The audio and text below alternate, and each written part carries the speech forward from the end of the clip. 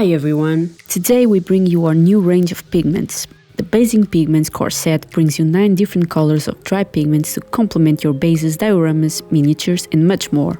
Come along and join us as we guide you through simple tips on how to use them in all your projects. These 2 colors are ideal for earth parts, enhancing ground contrast and simulating dust or dirt on objects. To apply pigments, simply spread it over the desired spots. Use an old brush for this, since you'll need to smear the pigment for it to coat the surface, creating an aura. Mixing the brown colors will add diversity to ground zones. The desert dust pigment works very well for arid and oasis scenes, adding a touch of realism to dry, sandy landscapes. It is perfect for creating dry and dusty spots on your works, simulating the texture and appearance of sand. Moving to charcoal next. We often use this pigment for burned environments. Its deep dark color is great for simulating scorched landscapes, burned tree trunks, and charred ground. Additionally, charcoal is excellent for simulating oil stains, adding a realistic touch to representations of post-fire scenes or industrial settings. When combined with grey ash, it can effectively depict the contrast of ash against blackened debris. This pigment alone is ideal for recreating the appearance of ashes. Grey ash is perfect to simulate powder from crumbling stone structures. It can also be used to simulate the fine residue found in bits and on burned branches.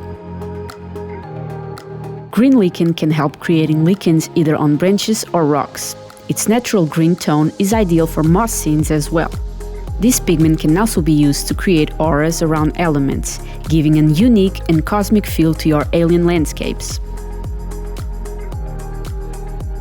For more realism and variety, add the yellow lichen to complement the green lichen pigment in your scenes.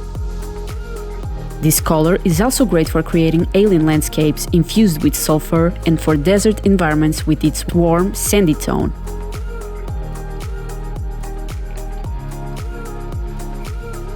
For last, we have the light rust and red iron.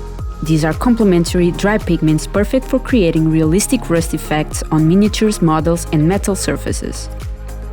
Light rust, with this subtle lighter tone, depicts the early stages of rust formation, while red iron, with its rich, deep color, represents advanced rust and heavy oxidation. Both can also be used to simulate brick dust or oxidized stones, simulating the iron found in many rocks formations.